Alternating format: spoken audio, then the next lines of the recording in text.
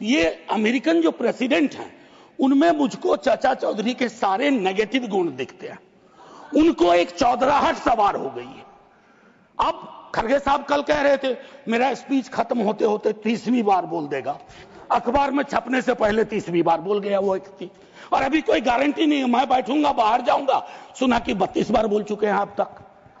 Sir मैं इसलिए कह रहा हूं इसका प्रतिकार सूत्रों के हवाले से ना हो कि सूत्र कह रहे हैं कि उन्होंने दखल नहीं दिया। सूत्र नहीं, ये सूत्र आजकल बहुत उत्पाती हो गए, खबरें सीधे नहीं आती हैं, सूत्रों के माध्यम से आती हैं।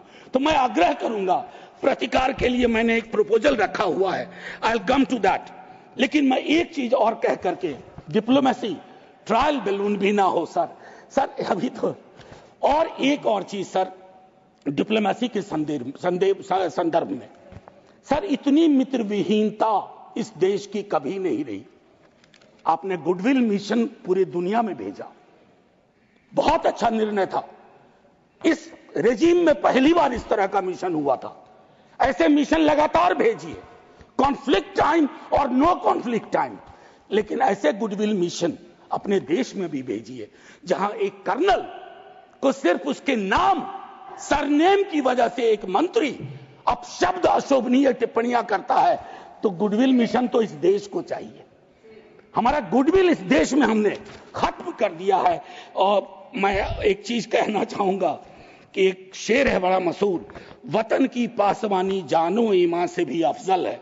वतन की पासवानी जानो ईमान से भी अफजल है। मैं अपने मुल्क की खातिर कफन भी साथ रखता हूं। ये किनके लिए है?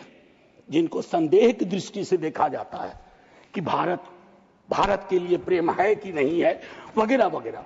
माननीय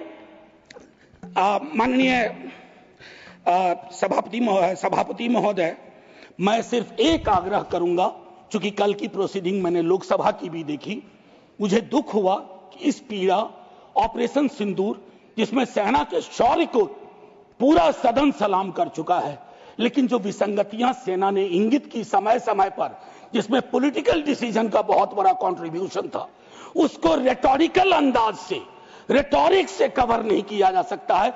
कम clean, come straight. We are with you, Honorable Prime Minister.